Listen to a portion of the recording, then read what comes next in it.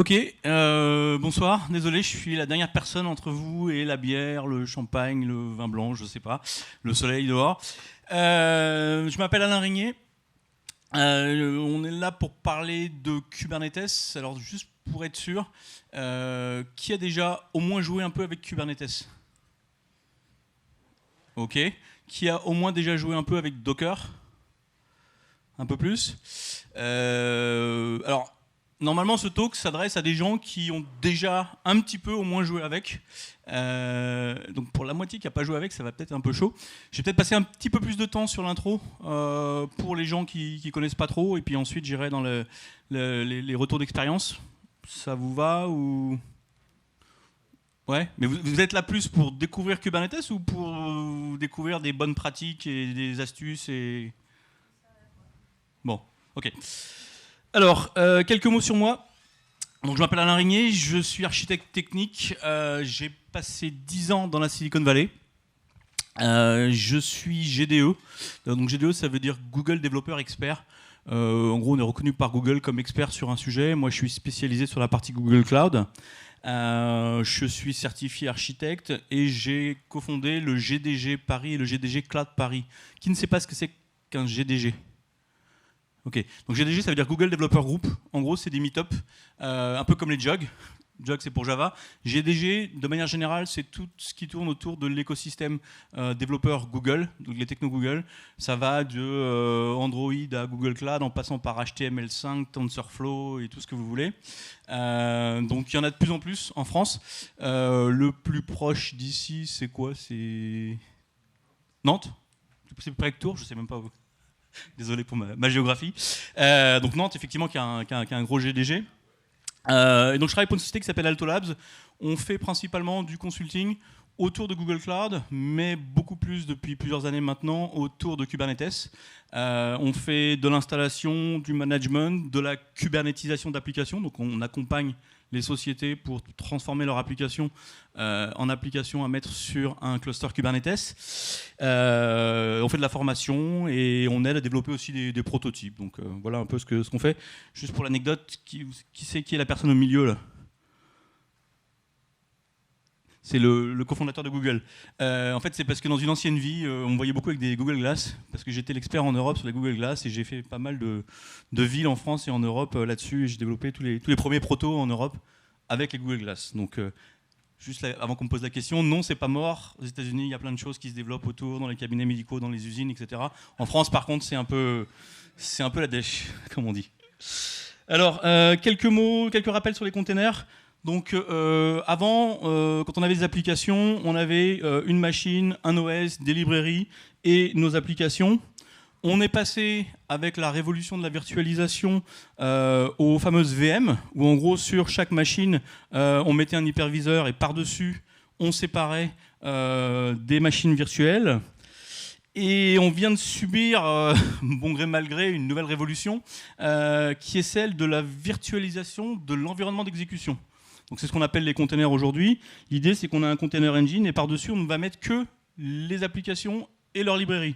On va pas mettre le système d'exploitation, on ne va pas mettre les librairies supplémentaires. L'idée, c'est que ça va démarrer beaucoup plus vite, ça va être plus petit, ça va être plus facile à gérer.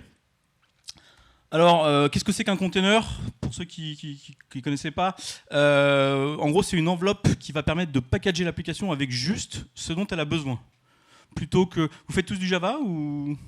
Ouais, donc c'est un peu comme si on avait un jar ou un war qui contient juste ce dont on a besoin et que l'on va déployer. Donc l'idée au départ, c'est de dire le développeur, il produit son container sur sa machine, il envoie le container à la prod et on le fait tourner en prod. Ça, c'est l'idée au départ. Dans les faits, il ne faut absolument pas faire ça pour des raisons de sécurité, pour des raisons pratiques, pour des raisons de testabilité. Mais c'était quand même un petit peu l'idée au départ. Parce que ce container va être exactement le même, en théorie, qui va être exécuté sur les différents environnements. Il n'y aura pas de problème de configuration, de librairie qui n'est pas la bonne version, etc. Comme on avait... à la grande époque des WebLogic, WebSphere, etc. Je ne sais pas s'il y en a d'entre vous qui faisaient du Java déjà à l'époque. C'était assez rigolo quand les dépendances n'avaient pas les mêmes versions sur les serveurs de prod que sur nos environnements au départ. Bon, bref. Ça peut contenir n'importe quoi. Alors là, je parle vraiment des containers Linux. Il y a d'autres types de techno. Tant que ça tourne sur un Linux kernel, ça peut être déployé tel quel partout. Ça utilise le kernel de l'hôte, donc ça c'est important, c'est pour ça qu'on peut avoir juste un tout petit morceau qui est le container, parce qu'en fait on va utiliser le kernel de la machine qui est en dessous. Et enfin ça va permettre de décomposer l'application en petits morceaux, indépendants les uns les autres. Et alors avec la grande mode actuellement des architectures microservices, bah, ça s'y prête assez bien. Alors le problème c'est que quand on travaille avec des containers, voilà un peu l'image qu'on a en tête, c'est le bateau avec plein de containers. Et c'est une image au départ, mais dans la réalité, on se retrouve rapidement dans cette situation-là. Sur un même serveur, on va avoir beaucoup de containers. Le problème, c'est que c'est un peu compliqué à gérer, et quand ça se passe mal, bah, le bateau, voilà ce qui se passe. Et alors là, c'est assez embêtant pour aller gérer, pour aller récupérer les containers. Quelques mots sur Kubernetes, qui va être l'une des solutions, si ce n'est la solution aujourd'hui, pour empêcher ça et pour le gérer, surtout, on va en parler un peu plus. C'est une solution open source qui permet d'orchestrer les containers. Au départ, ça a été créé chez Google et c'est basé sur une application interne qui s'appelle Borg, qui gère tous les services que Google offre depuis plus de 10 ans maintenant. Ça permet de créer, de mettre à jour, de manager les containers. C'est développé avec des partenaires, donc les principaux, c'est Red Hat, IBM, Microsoft, VMware, etc. Le point important, c'est qu'on va chercher à définir la cible que l'on veut avoir. C'est-à-dire, je veux X copies du serveur web, Y copies de ma base de données, je veux un cache à tel endroit, je veux un load balancer là et un load balancer là avec tant de réplicas par derrière. Et l'idée, c'est que le système que Kubernetes va automatiquement maintenir cette cible. Si une machine tombe, si un container plante, s'il y a un problème, le système va le détecter et va redémarrer ce qui est nécessaire ailleurs sur le cluster. Donc pour ceux qui ont connu l'époque où on avait un petit pager et puis le dimanche matin à 3h du mat, le pager faisait bip bip et il fallait aller au data center à 3/4 d'heure de route pour voir ce qui se passait. Là l'idée c'est qu'on peut dormir un peu plus tranquille et ça c'est assez sympa parce que Kubernetes va maintenir la cible pour nous. Petit point quand même là-dessus, comme Kubernetes va redémarrer ce qui plante ou ce qui ne va pas pour nous, si on ne surveille pas un petit peu, bah en fait, il peut passer son temps à planter, à redémarrer, planter, redémarrer, planter, redémarrer. Et au final, on n'a pas le résultat que l'on souhaite. Et ça, c'est un cas, alors je ne vais pas préciser, je fais du Kubernetes depuis longtemps, j'accompagne, je fais le pompier souvent dans les sociétés, on m'appelle parce qu'il y a des problèmes, ils n'arrivent pas à les résoudre. Et ça, c'est des cas, excusez-moi.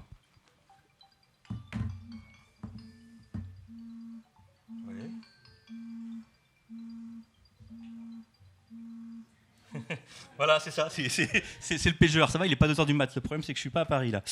Où est-ce que j'en étais? J'ai perdu. Oui, donc je fais le Kubernetes de mon temps. J'ai rencontré donc, des cas un peu compliqués. Je fais le pompier souvent dans ces sociétés. Et il arrive régulièrement de tomber dans cette situation-là, où en fait, l'application crash au bout de 30 secondes, 1 minute. Kubernetes se rend compte que l'application ne répond plus, que le conteneur ne répond plus, va le redémarrer ailleurs sur le cluster, et ça recommence sans arrêt. Donc il faut toujours mettre un peu de monitoring pour surveiller ça. Quelques mots sur GKE. Alors, qui connaît GKE? Ok. Alors GKE, qu'est-ce que c'est? C'est l'offre Kubernetes as a Service de Google. C'est managé par Google. Alors pourquoi j'en parle? Parce que comme je l'ai dit, c'est Google qui a créé Kubernetes au départ. Aujourd'hui, c'est complètement open source et il y a d'autres sociétés qui participent même plus que Google à son développement. Mais c'est quand même intéressant. Pourquoi? Parce que c'est basé sur l'expérience de Google pendant 12 ans dans la gestion des containers.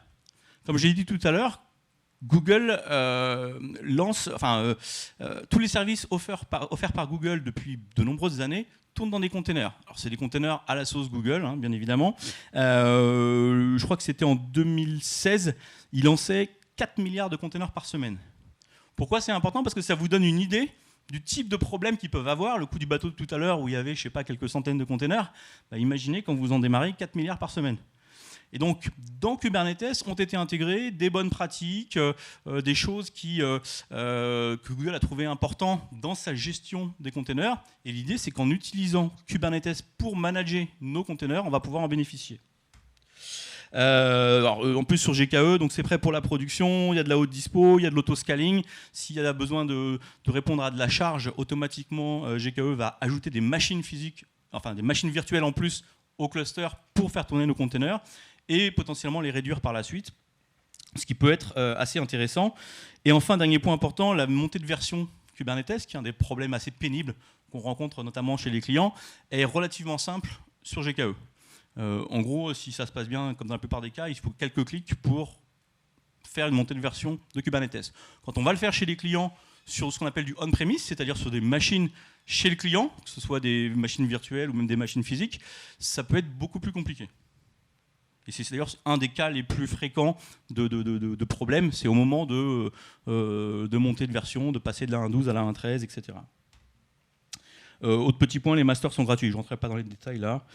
Alors, première astuce, quand on utilise Kubernetes, un des premiers outils qu'on doit maîtriser, c'est kubectl. Qui a déjà joué avec kubectl ? D'accord, il y en a quand même beaucoup qui ne l'ont pas fait.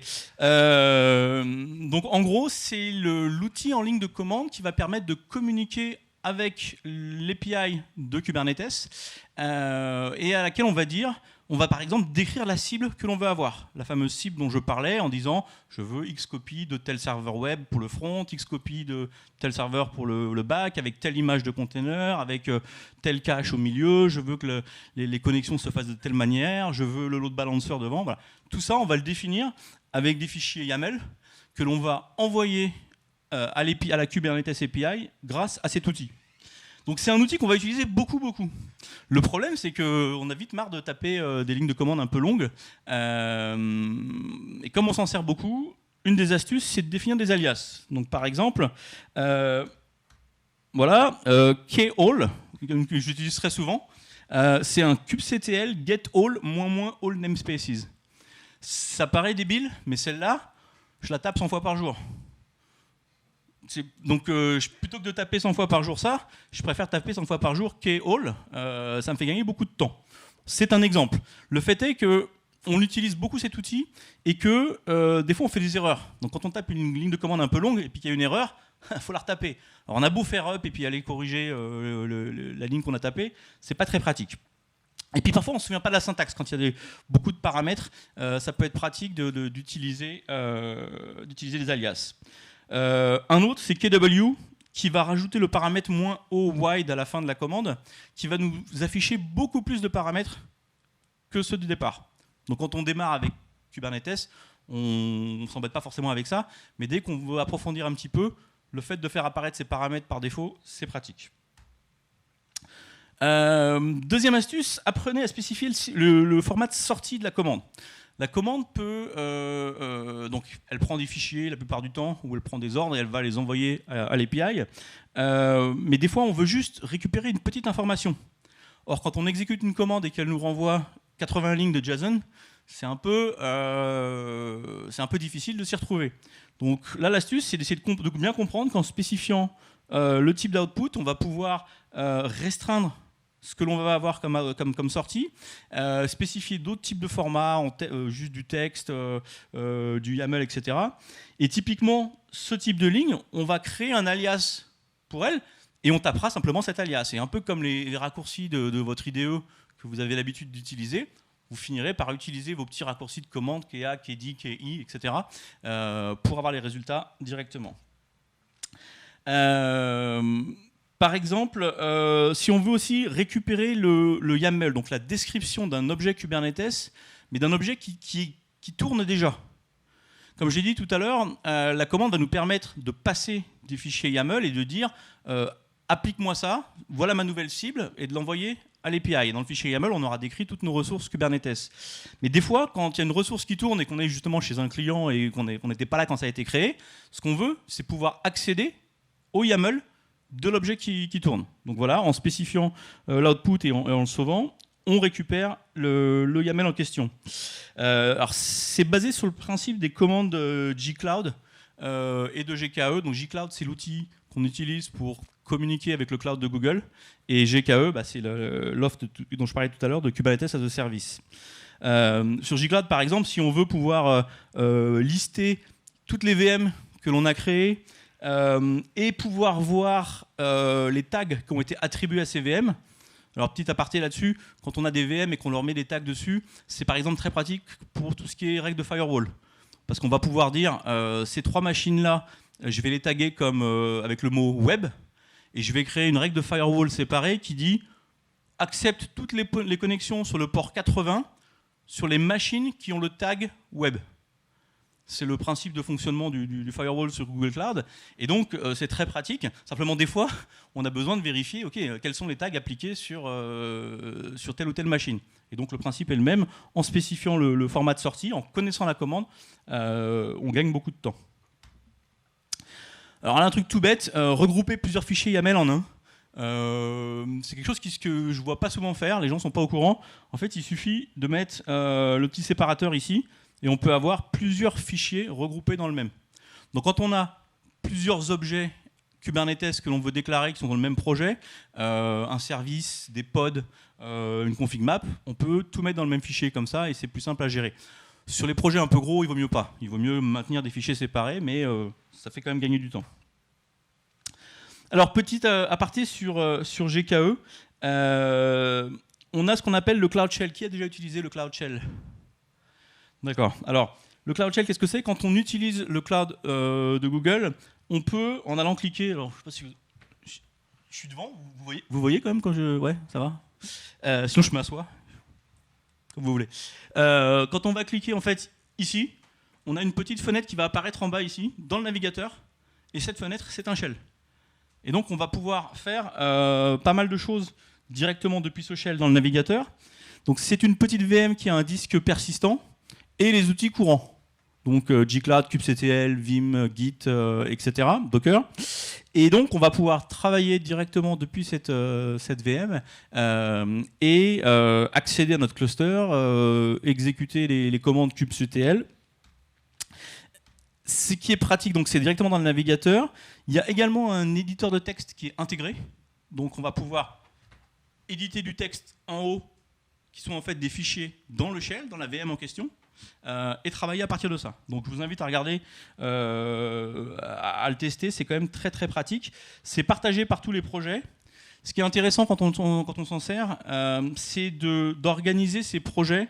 Alors nous, ce qu'on fait en général, c'est qu'on met un répertoire par projet, qui va par exemple par client ou par application. On rentre dedans et on crée un petit fichier de config dans lequel on va faire des exports, donc des exports Linux, de type la zone, la région et le nom du projet. Et les trois variables d'environnement qu'on va exporter depuis ce fichier config vont nous configurer la session juste pour ce projet-là. Donc pour changer de projet, il suffit d'aller dans le répertoire d'un autre projet, de faire un source du config du répertoire en question, et automatiquement on se retrouve connecté à un autre cluster, à un autre projet, et potentiellement à des clients différents. Autre point intéressant, c'est l'autocomplétion. Alors, comme j'ai dit tout à l'heure, kubectl, les lignes de commande peuvent être assez longues. Et les ressources que l'on utilise dans le monde Kubernetes, par défaut. En général, le début, on le comprend, il est lié au nom qu'on avait créé. Et puis, la fin, ça finit par des lettres un peu random qui vont permettre de différencier les X instances que l'on a de l'objet. Donc si je prends l'exemple d'un pod, qui est un petit groupement de containers, et s'il y a plusieurs occurrences du pod, parce qu'on en veut plusieurs pour pouvoir scaler avec un load balancer, ils vont avoir des noms bizarroïdes. Et donc les taper à chaque fois, c'est assez long. Donc ce qu'on fait en général, c'est qu'on va double-cliquer avec la souris sur le nom, et on va faire un copier-coller. Mais même ça, c'est un peu long. Donc quand on installe l'autocomplétion sur l'outil kubectl, ce qui va se passer, c'est qu'on va taper la commande, par exemple kubectl, describe, pod, et le tout début du nom du pod, et en tapant sur tab, on aura la même autocomplétion que l'on a dans d'autres environnements, où il nous proposera que ce qui est possible. Et typiquement, s'il n'y a plus qu'un nom qui correspond, il va nous remplir tout le nom, y compris tous les caractères un peu bizarres. Donc une fois qu'on maîtrise ça, on gagne vraiment du temps. Là, je prends l'exemple ici, describe pod echo. Il commence par echo parce que c'est le nom que j'avais donné. Et toute la partie par derrière, j'ai pas envie d'avoir à la retenir ou j'ai pas envie d'avoir à la rentrer moi-même. Donc avec tab, je vais l'avoir activée. Donc pour ça, c'est très simple. Alors là, c'est l'exemple avec Bash, mais on peut le faire avec d'autres. On va installer Bash Completion sur la VM et on va ajouter à son Bash RC cette ligne de commande là qui va venir enrichir l'autocompletion pour pouvoir gérer kubectl. Est-ce qu'il y en a qui connaissaient déjà l'autocompletion de kubectl? Ouais, c'est vraiment, ça fait gagner beaucoup de temps. Alors, un autre truc intéressant, c'est ce qu'on appelle le proxy et la web preview. Alors, pour ça, qu'est-ce qu'on fait? On veut pouvoir accéder, par exemple, à l'API de Kubernetes depuis le Cloud Shell. Donc vous vous souvenez, je suis dans mon navigateur, j'ai lancé le Cloud Shell, j'ai un petit shell en bas de ma fenêtre, et je me connecte à mon cluster qui est quelque part dans le cloud. Le problème, c'est que j'aimerais bien pouvoir accéder à l'API en question depuis ma machine locale.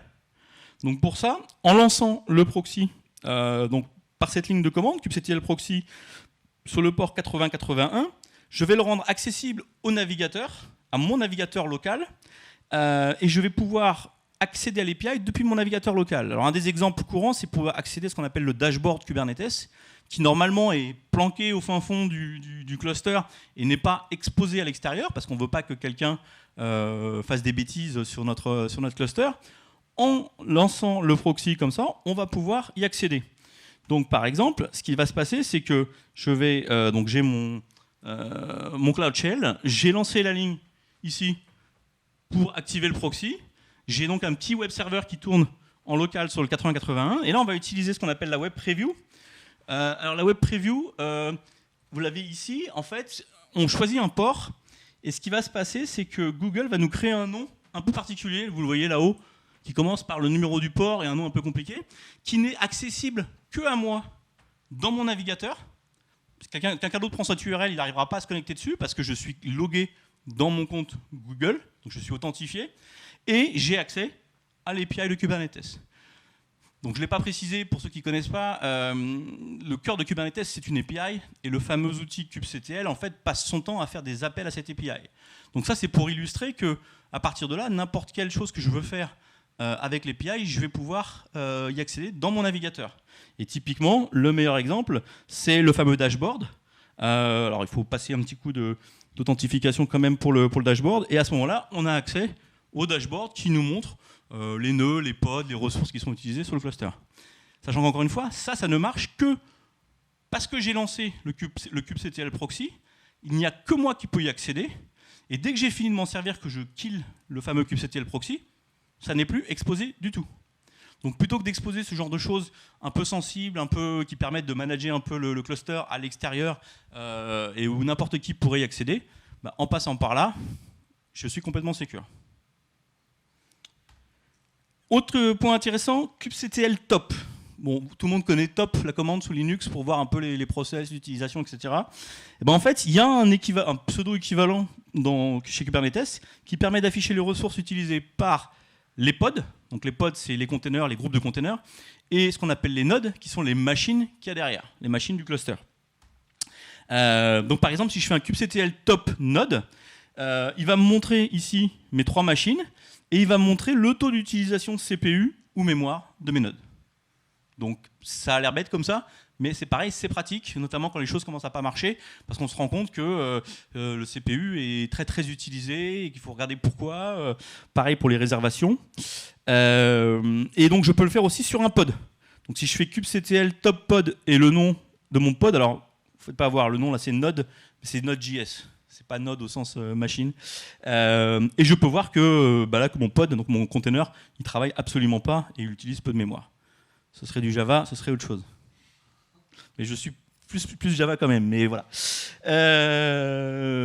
Si vous avez un message d'erreur, si vous avez un message d'erreur quand vous exécutez cette commande, si vous rentrez chez vous, que vous l'exécutez, c'est peut-être que Hipster n'était pas installé ou que Metrics Server qui remplace Hipster n'est pas installé sur votre cluster. Donc il faut ajouter des fonctionnalités à votre cluster pour que ce soit supporté. Alors, qui sait ce que c'est qu'un ingress? Ok. Alors, en gros, dans Kubernetes, on utilise principalement, surtout au début, 3 types de ressources. La première, c'est ce qu'on appelle le déploiement. Le déploiement, c'est là qu'on va définir les containers que l'on veut lancer, par exemple les containers du serveur web, le stockage que l'on veut attacher dessus, le nombre de copies que l'on veut, donc si on veut avoir 3 instances du serveur web, et les images des containers qu'on va utiliser. Donc grâce à ça, on définit notre cible qui est le déploiement. Le deuxième élément qu'on va utiliser, c'est ce qu'on appelle un service. Le service, il va préparer l'exposition de ces fameux serveurs web. Et surtout, il va être responsable de dire, quand on appelle mon service serveur web, je vais faire suivre les requêtes vers une des instances, vers un des pods qui ont été définis dans mon déploiement. Donc si je définis 3 pods, si je dis que je veux 3 copies de mon pod dans mon déploiement, le service il va automatiquement faire suivre vers un des 3. Comme je l'ai expliqué tout à l'heure, Kubernetes va être chargé de maintenir cette cible. Si jamais un des pods tombe, plante, Kubernetes va le redémarrer de manière à en avoir toujours 3 parce que dans le déploiement, dans la cible, on avait dit j'en veux 3. Okay, et donc le service va permettre d'y accéder de manière transparente. On n'a pas besoin de savoir où est le container, où est le pod, quel est son IP, on s'en fiche. On va se connecter au service qui va nous faire suivre la connexion. Alors je n'entrerai pas dans les détails, il y a plusieurs technos pour faire marcher les services par derrière, c'est même encore en train d'évoluer. Par contre, tout ça, ça se passe à l'intérieur du cluster. D'accord ? Donc ça, c'est pratique quand on est à l'intérieur du cluster. Sauf que si on veut exposer notre application web à l'extérieur, on va utiliser un ingress. Alors, un ingress, c'est une collection de règles qui va permettre à une connexion externe d'atteindre les services qui sont à l'intérieur du cluster. En gros, c'est ce qui va permettre de faire du load balancing, sachant qu'il y a d'autres moyens de faire du load balancing, mais c'est quand même la méthode aujourd'hui qu'il faut utiliser, sauf des cas très précis. Ça va permettre de faire de la terminaison SSL. Qu'est-ce que ça veut dire ? Ça veut dire que vous allez vous connecter depuis l'extérieur jusqu'à l'ingress, que les certificats ou le mécanisme avec Let's Encrypt, qui connaît Let's Encrypt ? Voilà, donc là il y a du monde. Vous pouvez configurer votre ingress pour utiliser Let's Encrypt et pour renouveler automatiquement vos certificats. Tout ça va avoir lieu jusqu'à l'ingress et ensuite toute la connexion aura lieu à l'intérieur, aura lieu en HTTP parce que vous êtes à l'intérieur de votre cluster. Vous allez pouvoir faire du virtual hosting aussi. Vous allez pouvoir dire, je veux au niveau de l'ingress que quand on arrive à l'ingress sous le nom version a.toto.com, je vais envoyer vers un service qui s'appelle service A, et quand on arrive à cet ingress sous le nom version b.toto.com, ça va envoyer les requêtes vers le service B, qui lui-même dispatchera sur les plusieurs copies de serveurs web que l'on aura configurées. On va pouvoir faire ça aussi sur des chemins multiples, donc on va pouvoir dire la même chose, mais sauf que ce sera slash version A ou slash version B, et aiguiller vers des services différents. Donc le point que je cherche à faire ici, c'est on peut utiliser des services de type load balancer, on peut faire d'autres choses. Aujourd'hui, moi je vous conseille de regarder les ingress et d'utiliser les ingress. Voilà, bon, ça on va passer. Alors, un petit exemple. Là, on a le YAML de description d'un ingress. Donc, je ne suis pas rentré dans les détails parce que normalement, les gens ont déjà fait un petit peu de Kubernetes. Mais en gros, là, on décrit la ressource. Donc, c'est le type ingress. Et on va définir les règles en disant, quand on arrive là, en ayant tapé myserver1.mydomain.com, on fait suivre les requêtes au service qui s'appelle service 1 sur le port 80. Et quand on arrive là, via le nom myserver2.mydomain.com, on le fait suivre vers un autre service qui est service 2. Et encore une fois, le service n'existe pas vraiment en fait, c'est pareil, c'est un jeu de règles, mais qui va faire suivre les requêtes vers un des containers qui correspond au service que vous avez défini. Et on peut faire la même chose donc avec deux chemins virtuels, comme ça, PAF 1, PAF 2, pour dispatcher vers deux services différents. Donc c'est vraiment important de maîtriser les ingress. C'est quelque chose qui n'existait pas au début, qui a été rajouté par la suite. Et donc si vous regardez les tutoriaux en ligne, etc., tout le monde n'en parle pas encore forcément. Aujourd'hui, il faut regarder les ingress. Autre astuce, ne jamais déployer vos microservices à la main. Pourquoi ? En fait, quand vous pouvez lancer un pod, créer un pod en faisant un kubectl run. Un peu comme vous feriez un docker run. Ça va récupérer l'image du container, ça va le lancer sur votre cluster. Le problème, c'est que comme vous l'avez fait à la main, si jamais il y a un problème sur le nœud, sur le pod, etc., il ne saura pas comment, dans quel contexte vous l'avez lancé, vous l'avez configuré. Et surtout, s'il y a une autre personne qui vient derrière vous, elle ne saura pas du tout d'où vient l'objet lui-même. Donc la recommandation, c'est vraiment, voilà, ça peut être très pénible, c'est de toujours créer des fichiers YAML qui décrivent la ressource précisément, quel port vous avez ouvert, quel espace de stockage vous avez associé à l'objet, quelle version de l'image vous avez mis, et de la mettre dans un fichier YAML, et donc de faire un apply. Donc ce kubectl apply-f, c'est un truc que vous allez faire beaucoup. Ce qui est intéressant aussi, c'est d'utiliser des outils de CI/CD comme Jenkins, Concourse, etc. Et de faire en sorte que ces fichiers soient appliqués automatiquement. Donc ce qu'on va faire, c'est qu'on va mettre en place une chaîne de CI/CD. Dès que vous aurez fait, et on va surtout stocker les YAML dans un Git par exemple. Donc vos fichiers YAML, vous les stockez sur du Git. Dès que vous le faites, ou dès que vous modifiez le code, que vous rebuildez votre application, le YAML en question sera réappliqué avec la nouvelle image, avec les nouveaux paramètres que vous aurez mis. Ce qui fait que si tout crache et que vous avez besoin de le recréer à côté, eh ben, il suffit de relancer la chaîne de CI/CD en spécifiant le nouveau, alors soit le nouveau cluster quand c'est un nouveau cluster, soit en disant voilà, recrée-moi tout. Mais au moins en quelques clics, vous pouvez tout recréer, tout remettre en ordre. C'est important, et ça c'est vraiment des cas qui n'est pas encore assez utilisé chez les sociétés que j'ai vues, que j'aide. Et une fois que c'est en place, on est beaucoup plus tranquille. Tout le monde, le client aussi et le management du client aussi. Donc c'est important. Un petit point aussi important, c'est que vous pouvez rajouter le moins record à votre ligne de commande quand vous faites un kubectl apply comme ça. Et ça va aller rajouter ce qu'on appelle une annotation dans laquelle on verra la dernière ligne de commande qui a été exécutée au moment où vous avez appliqué les changements. Donc c'est pareil, tout le monde, enfin peu de gens connaissent cette option-là. Elle est assez pratique, au moins pour s'y retrouver au départ. Donc stocker vos fichiers YAML dans un repo, j'en ai déjà parlé. C'est difficile de savoir quelle est la dernière version du fichier YAML qui a été utilisée pour créer la ressource. Si vous êtes plusieurs à travailler sur le même cluster, vous pouvez avoir fait un kubectl apply depuis votre propre machine, mais le fichier, les autres, ils ne l'ont pas. Vous partez en vacances, ils n'ont pas la dernière version, il y a un problème. Voilà, ça peut aller très vite. Donc tout mettre dans un repo, appliquer depuis le repo. On peut comme ça aussi facilement revenir à une version précédente, hein, puisqu'il suffit de revenir avec Git à une version précédente du fichier. C'est un peu la base de ce qu'on appelle l'infrastructure as code, qui a pas mal le vent en poupe en ce moment. Alors une approche intéressante aussi qu'on commence à voir, et chez certains clients que je recommande, pas forcément chez tous, c'est ce qu'on appelle le commit then apply. L'idée c'est quoi? C'est que vous allez prendre votre fichier YAML qui décrit vos objets, donc encore une fois, par exemple vos serveurs web, votre configuration, votre stockage, et quand vous allez faire une modification dessus, vous allez committer la modification tout de suite. Et ensuite seulement, vous allez essayer de l'appliquer. Pourquoi? Parce que si vous appliquez le changement avant de le committer, eh ben une fois de temps en temps, vous allez oublier de le committer. Et vous allez vous retrouver dans une situation où ce qui tourne sur le cluster ne correspond pas à ce que vous avez dans le repo Git. Et donc quand votre collègue il arrive la semaine suivante et qu'il prend la main où il y a un problème à débugger, bah, il n'a pas la dernière version du fichier. Donc cette approche-là, elle consiste à dire, on commit tout de suite, on applique. S'il y a une erreur, on va la voir en général assez rapidement. Dans ce moment-là, on remodifie, on recommit. Et comment on fait pour savoir quelle était la bonne version? C'est qu'en fait, on va juste simplement taguer. On rajoute un tag à chaque fois avec un petit index, par exemple, pour dire, voilà, ça c'est une version officielle que j'avais committée, que j'ai applyée, qui fonctionne. Et comme elle fonctionne, je fais un petit tag. Après, ça dépend des sociétés. Il y a des sociétés qui ont un peu du mal avec cette approche-là, mais ça peut aider. Un petit point intéressant côté GKE, c'est l'intégration dans Stackdriver.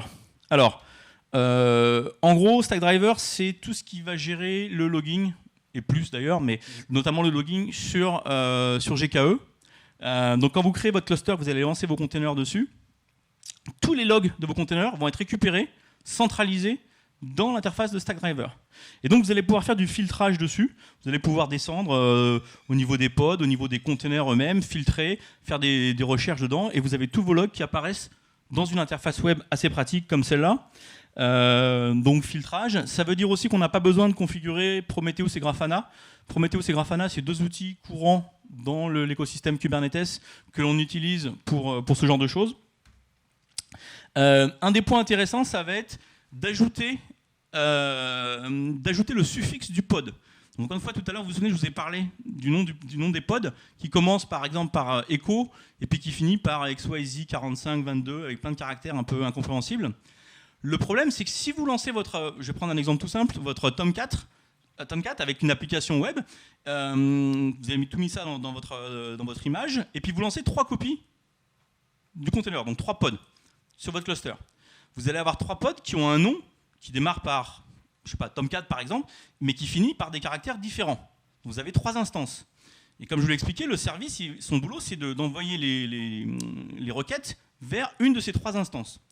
Le problème, c'est que quand vous récupérez les logs de tout le monde et que vous remettez tout ensemble, c'est un peu difficile de savoir par où est passée votre requête. Donc l'idée, elle consiste à aller modifier, donc ça se fait par exemple facilement avec Log4j, il suffit de modifier la chaîne d'output, mais avec SLF4j c'est pareil, il y a moyen de le faire. Et l'idée c'est qu'on va venir insérer dans la ligne de log ici, par exemple, les 5 derniers caractères du nom du pod.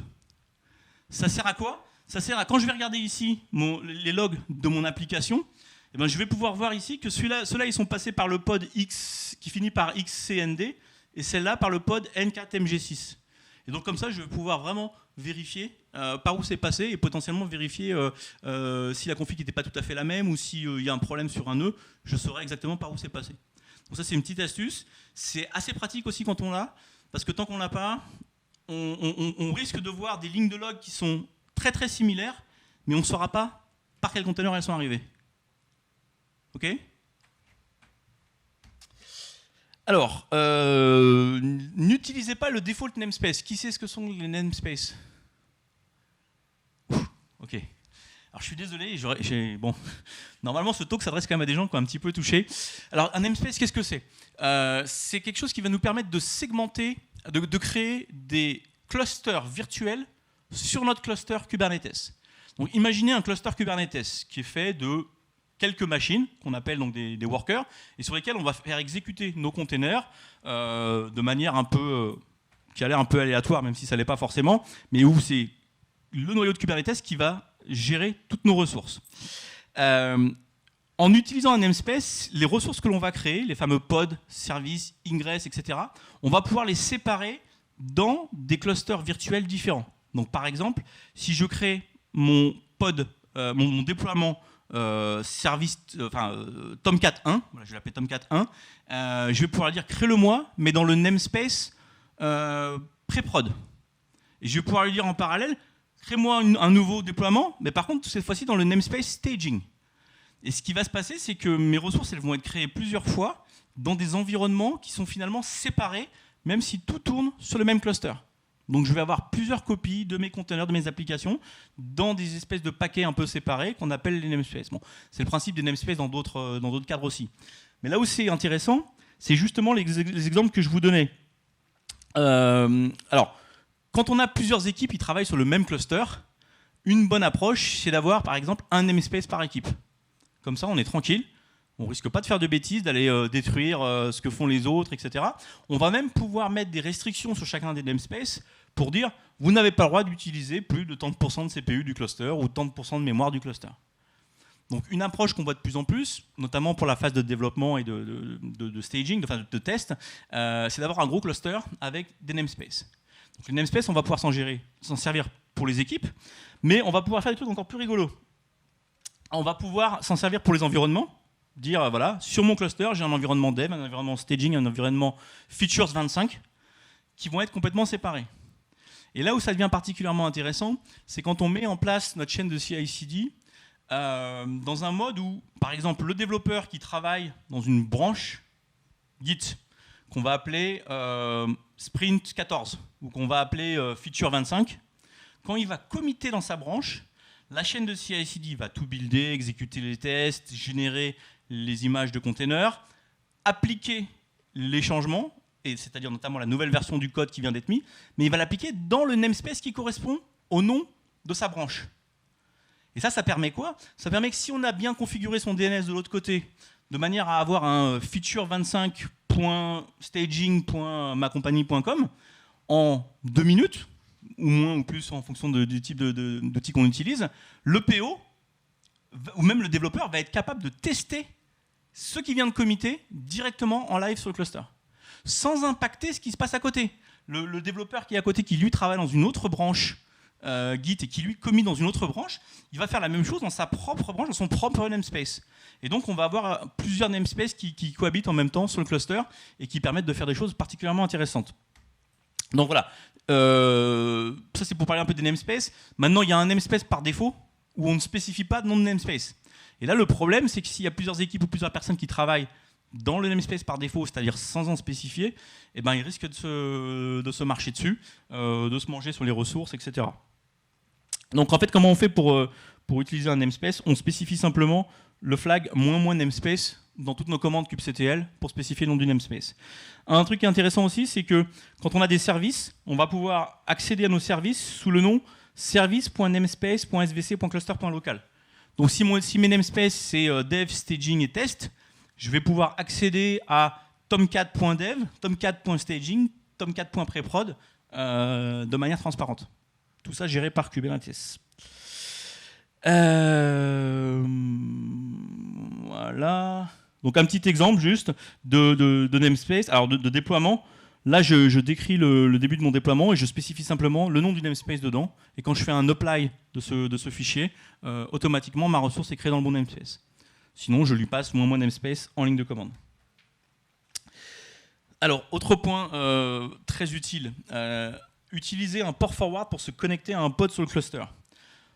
Il faut en revenir au principe de Kubernetes. Kubernetes, on a un cluster qui tourne quelque part. Il y a des machines virtuelles qui ont été configurées, il y a des programmes qui tournent dessus, et on se connecte à ce cluster et on lui dit de déployer pour nous des applications dans des containers, de déployer des services, de créer des règles, etc. Le problème, c'est que tout ça, ça a lieu sur le cluster lui-même. Et tant qu'on n'a pas exposé le service à l'extérieur pour pouvoir, par exemple, le service web avec l'ingress pour pouvoir y accéder depuis l'extérieur, c'est difficile d'aller tester, d'aller voir ce qui se passe. Donc, avant de faire ça, on va pouvoir, en faisant un port forward, alors là, je vais prendre un exemple, je fais un kubectl port forward, je mets le nom du pod sur lequel je veux aller, je spécifie mon port local et je spécifie le port sur le pod sur lequel je veux me connecter, et ça va nous créer un petit tunnel de là où on est vers le container lui-même. Et à ce moment-là, j'ai plus qu'à faire mes curls, donc là ma requête, je fais un curl sur le port 8080 et j'ai la réponse de mon programme qui tourne dans mon container. Pareil, dès qu'on a, comme tout à l'heure au niveau de l'API, dès qu'on kill cette connexion, ça disparaît. Mais ça nous permet de tester sans avoir encore exposé à l'extérieur proprement les services. Sachant qu'il y a des services qu'on n'exposera jamais à l'extérieur, mais qu'on veut quand même pouvoir tester quand on débug. On est obligé d'aller tester, si on a des pods de front et des pods de back-end, par exemple, le back-end ne sera pas forcément exposé à l'extérieur, seul le front le sera. Mais nous, quand on teste le front, ça ne marche pas. On veut pouvoir aller se connecter directement sur le back-end pour voir qu'il fonctionne et s'il y a un problème. Donc on va pouvoir utiliser des ports forward pour ça. Alors, un petit mot sur les requests et les limites. Là, on commence à rentrer un peu plus dans le dur, donc je ne suis pas sûr que j'aille trop loin quand même là-dedans. Les requests, c'est ce qu'un container est garanti d'avoir. Et les limites, c'est le maximum de ressources qu'un container peut utiliser avant d'être restreint. Alors, qu'est-ce que ça veut dire être restreint? Pour le CPU, en gros, si notre container il cherche à utiliser plus de CPU que ce qu'on lui a autorisé, en gros, ça va être artificiellement ralenti de manière à ce qu'il ne puisse pas faire ce qu'il veut. On se protège comme ça. Si c'est de la mémoire, c'est-à-dire si le container utilise plus de mémoire que ce qu'on lui a autorisé, il va être killé, il va être shooté. Donc qu'est-ce qui va se passer? Le container va être supprimé. Kubernetes et ses agents vont se rendre compte, ah, j'avais besoin de 3 copies de mon serveur web, mais j'en ai plus que 2. Et ben j'en crée une 3e à côté. Et en fait, il va recréer le container. Là où c'était intéressant, surtout au début dans le monde Java, c'est que, je pense que vous l'avez tous déjà vécu, Java, la mémoire, on fait semblant de croire que garbage collector, voilà, mais il y a plein de situations qui peuvent faire qu'on a des fuites de mémoire.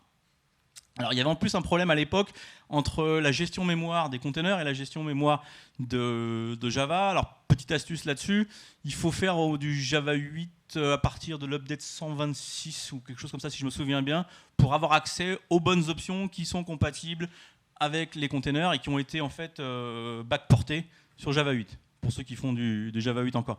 Les versions plus récentes ont les bonnes options.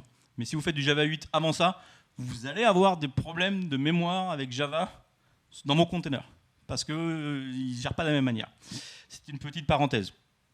Mais donc, si votre application a un problème et finit par utiliser trop de mémoire, eh ben, il se peut qu'une fois par semaine, le container soit shooté parce qu'il dépasse ce qui a été autorisé et redémarré. Et là où c'est intéressant, c'est que dans la plupart des cas, bon, c'est pas forcément très grave. Alors oui, si c'est du Spring Boot et qu'il faut 40 secondes pour que le container démarre et soit prêt à servir, bah, vous allez avoir une petite latence là-dessus. Kubernetes, par le fait que vous avez un service devant plusieurs pods, va être capable de dire bah, un des pods est down, donc il n'envoie les requêtes que sur le deuxième et sur le troisième, jusqu'à ce que le pod en question soit redémarré.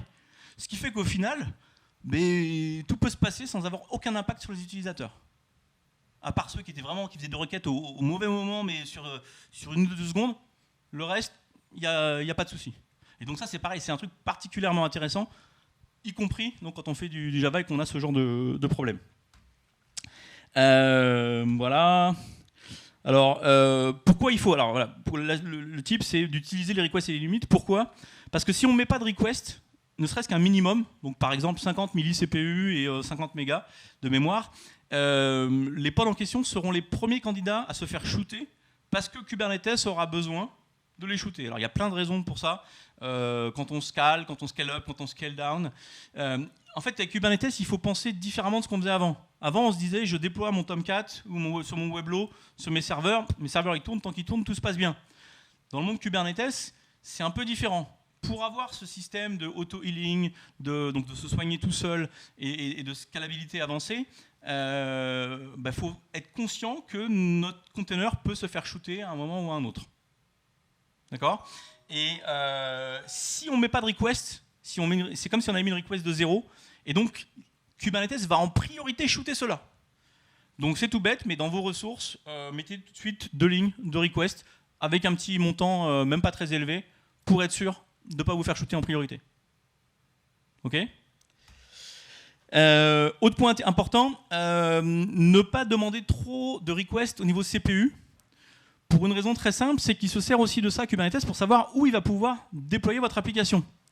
N'oubliez pas que les requests, c'est ce qui est garanti au container.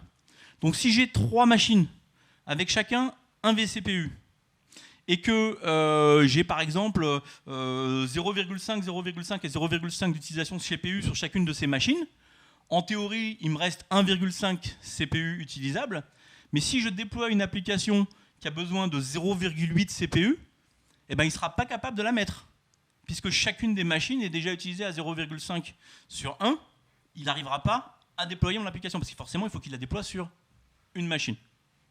Ok? Donc, ne montez pas trop haut dans les requests. Alors, ça, je vais passer, parce que là, ça revient un peu compliqué. Alors, petit point intéressant aussi, on utilise beaucoup aujourd'hui ce qu'on appelle des déploiements. Ce qu'il faut savoir, c'est qu'il y a d'autres objets qui sont intéressants. Typiquement, ce qu'on appelle les daemon sets et les stateful sets. Je ne vous dis pas qu'il faut vous en servir tout de suite, je dis juste que c'est important de les comprendre et de savoir ce qu'ils font pour que le jour où vous en avez besoin, vous ne forciez pas la main à utiliser des déploiements mal pour ce que vous cherchez à faire, mais que vous sachiez qu'à ce moment-là, il faut aller voir ces autres objets. Alors, juste quelques mots là-dessus. Un daemon set, qu'est-ce que c'est? En fait, chaque node, donc chaque machine, va recevoir une copie du pod. C'est particulièrement intéressant quand c'est pour du stockage ou quand c'est un agent, par exemple, j'en parlais tout à l'heure, l'agent qui va récupérer les logs de tous les conteneurs de la machine, il en faut forcément une copie sur chaque machine. Sinon, on n'aura pas tous les logs. On peut spécifier que ça ne tourne que sur certains nodes, avec les node selectors, les affinity, les tents. Bon, je vous laisse aller voir, là on rentre un peu dans le dur. L'autre, c'est le stateful set. Alors, le stateful set, qu'est-ce que c'est? C'est ce qu'on appelle, je ne sais pas si vous connaissez l'histoire du pet versus cattle. Le pet, c'est l'animal de compagnie, c'est le chaton. On connaît le nom de son chaton, on a 5 chatons, on connaît les noms des 5 chatons. Le cattle, c'est le bétail, c'est le troupeau de vaches. On ne connaît pas le nom des vaches, par contre on sait qu'on en a 35, ou qu'on en a 40, et à quelques-uns près en général. Et donc l'idée, c'est que les déploiements nous servent à gérer le cattle, le bétail. On dit, je veux 3 copies de mon serveur web, mais je m'en fous, je ne les connais pas, je n'ai pas besoin de connaître leur nom spécifique, j'en veux 3, j'en veux 5, j'en veux 10. pour subir la charge. Je veux qu'il y en ait 5 au départ et puis qu'il soit capable de monter jusqu'à 10 en fonction de la charge de manière automatique, puis de redescendre à 5 parce que j'ai pas besoin de gâcher mes ressources quand j'ai fini de passer à la télé, au journal de 20h ou à Capital. Mais il y a des cas où on veut avoir des noms spécifiques. Pourquoi des noms spécifiques? Typiquement, si on veut mettre une base de données et qu'on veut avoir un master et puis 2 slaves, on veut que le master soit toujours le même, qu'il y ait le même espace de stockage qui lui soit attaché et que les slaves soient toujours les mêmes, peu importe où on les fait tourner sur le cluster. Donc pour ça, on va utiliser ce qu'on appelle un stateful set. Il y a un ordre de démarrage qui est garanti. Alors c'est valable pour une base de données, c'est valable pour des bases de type Cassandra, c'est valable pour du Redis en fonction de ce qu'on veut faire. L'idée, c'est qu'ils auront toujours le même espace de stockage qui leur est attaché. Si jamais ils crashent ou qu'ils sont shootés à un moment donné, ils vont être redémarrés ailleurs, mais avec le même nom, la même config, et surtout le même stockage qui leur est attaché. Et c'est grâce à ça notamment qu'on va pouvoir faire de la base de données ou des choses comme ça sur le cluster. Alors attention, là je parle de base de données, ça ne veut pas dire que je recommande de mettre les bases de données toujours sur le cluster. Notre approche, c'est de les avoir à l'extérieur et de les fournir sous forme de service à l'intérieur du cluster. C'est un autre sujet, on peut en parler après si vous voulez. J'en suis au niveau de timing, ouais, presque. Ok.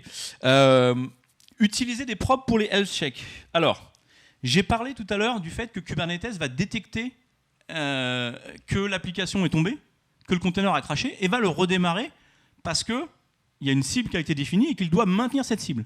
Comment il fait pour savoir que ça a planté ou que ça a craché? Pour ça, on utilise des probes. Alors, il y a 2 types de probes. Les readiness probes, qui permettent de savoir quand une application est prête à recevoir des requêtes. Typiquement que Spring Boot a fini de démarrer et que c'est bon, on peut envoyer la sauce dessus. Et les liveness probes, qui elles permettent de savoir qu'une application est en vie.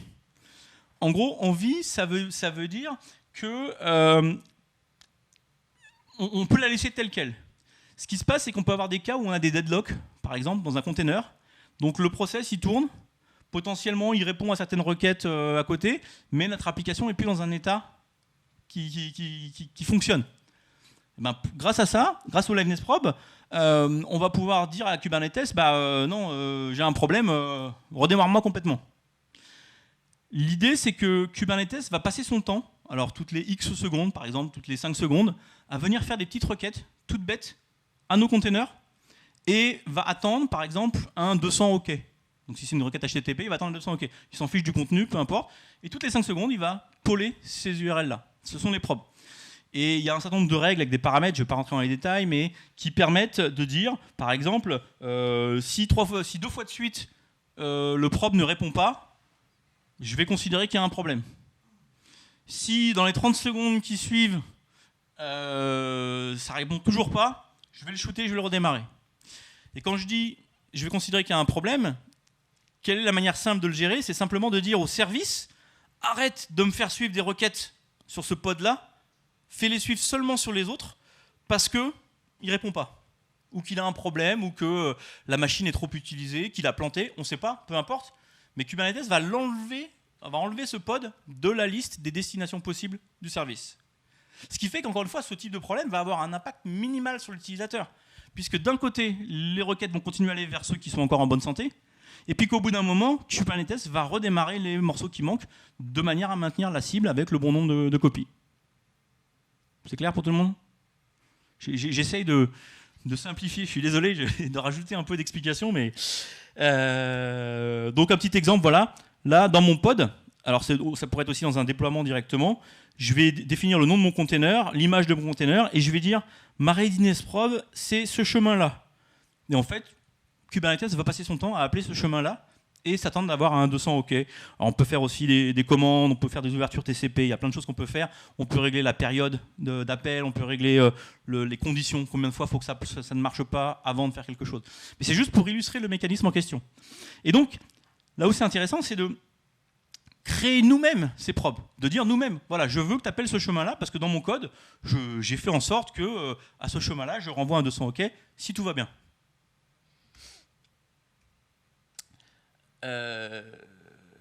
Oui, alors, le petit point en bas qui est important. Par défaut, Kubernetes commence à envoyer du trafic à un pod dès que les containers ont démarré. Je recommence. par défaut, Kubernetes commence à envoyer du trafic à un pod dès que ces containers ont démarré. Donc on se souvient, le service, voire même l'ingress quand on vient de l'extérieur, l'ingress envoie au service, le service va envoyer au pod.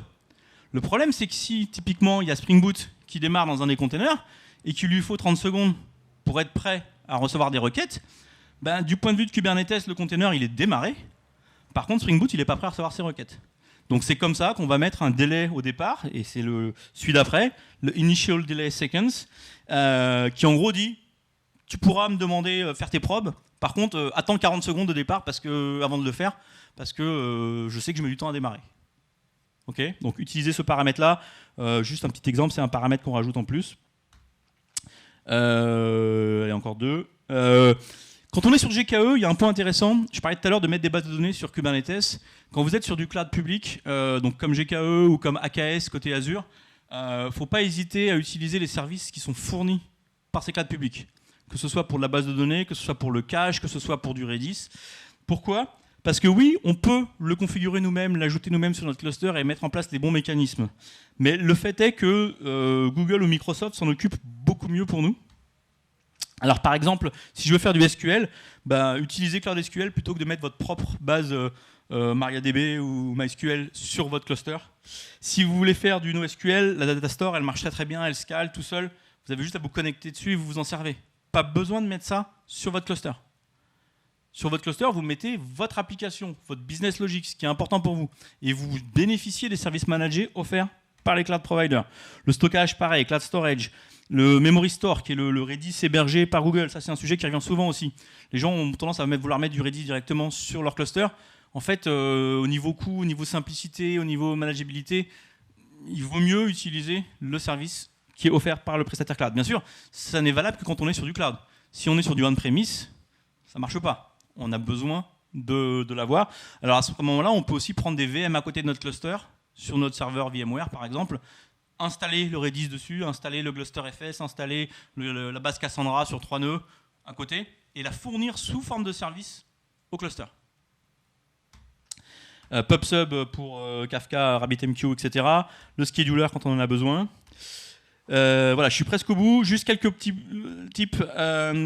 Les pods, quand on les démarre, les containers, quand on les démarre, ils peuvent être coincés dans différents états. Et il est important de savoir comment aller les débugger, comment aller comprendre pourquoi c'est coincé. Alors, comment on fait ça ? Voilà une liste de commandes qui sont assez pratiques. Par exemple, kubectl logs avec le nom du pod va nous afficher les logs qui sortent du pod et qui sortent des containers qui sont dans le pod.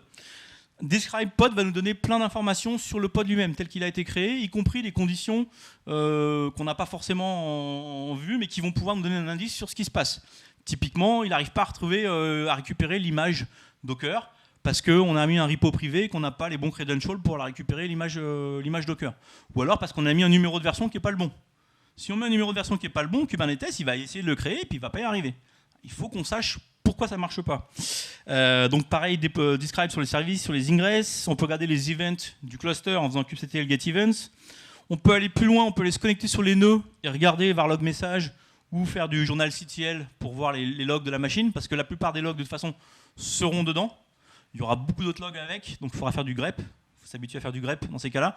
Mais quand on débug, quand on joue au pompier, c'est important d'avoir en tête ces commandes et de savoir qu'on peut aller trouver les informations à cet endroit-là. On peut aussi regarder le statut du kubelet. Le kubelet, c'est l'élément central qu'il y a sur chacune des machines, sur chacun des nœuds, qui permettent de faire tourner Kubernetes. Ça aussi, ça nous donne pas mal d'infos importantes. Et dernier point, quand j'ai lancé mon container, mon pod avec son container, ça peut être intéressant de se connecter à l'intérieur pour voir ce qui se passe. Pour voir si ma config a été bonne, pour voir si les process qui tournent, il y a bien ce qu'il faut, etc. Donc là, on a un exemple. Ici, c'est le nom du pod, qui s'appelle donc WebAppDev, qui était le nom de mon déploiement et où a été rajouté les fameux caractères bizarroïdes qu'il y a derrière. Et je vais faire un kubectl exec, -it pour lui dire je veux un terminal interactif. Je lui spécifie que je veux me connecter dans le container qui s'appelle Apache, parce qu'il peut y avoir plusieurs containers, et que je veux qu'il exécute bash. Alors là, le premier point important, c'est attention, il faut pour ça que vous ayez mis dans votre image de container un shell, par exemple bash. Deuxième point là-dessus, c'est très bien, très pratique pendant le développement, mais c'est un nono en prod. faire attention. Souvent, on met en place dans la chaîne de CI/CD qui va déployer en prod le fait de virer le shell, de ne pas inclure le shell. Pourquoi? Parce que si jamais l'application se fait hacker et que le hacker a accès à un shell, là, c'est le début de la fin. Si vous ne mettez pas le shell dedans, c'est beaucoup plus compliqué. Donc c'est pratique pour nous, pendant la phase de dev, d'avoir un shell pour aller voir les process, pour aller voir les fichiers, pour vérifier que c'est le bon jar qui a été copié au moment de la création de l'image, etc. Mais pour la prod, on ne veut pas ça.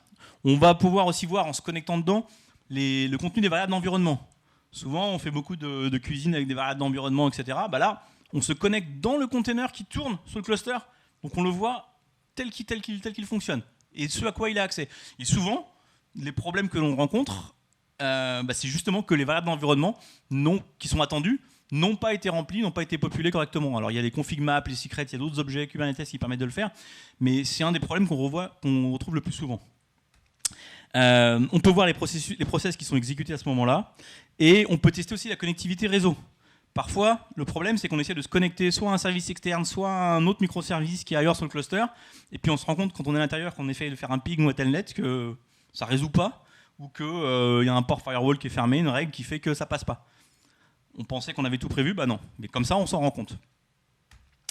On peut aussi voir tout ce qui est répertoire, donc file system du container, et notamment les fameux répertoires partagés dans lesquels on stocke de la configuration, dans lesquels on stocke des données. On vérifie qu'ils ont bien été montés correctement avec les bons droits. Donc on peut vérifier quand même beaucoup de choses. Voilà. Et puis, hop, on va passer un peu là. Hop. Parce que là, en plus, on va rentrer après dans le dur, juste pour conclure. Hop. Ah, petit point intéressant aussi, on utilise beaucoup Docker Hub au départ quand on commence avec les containers.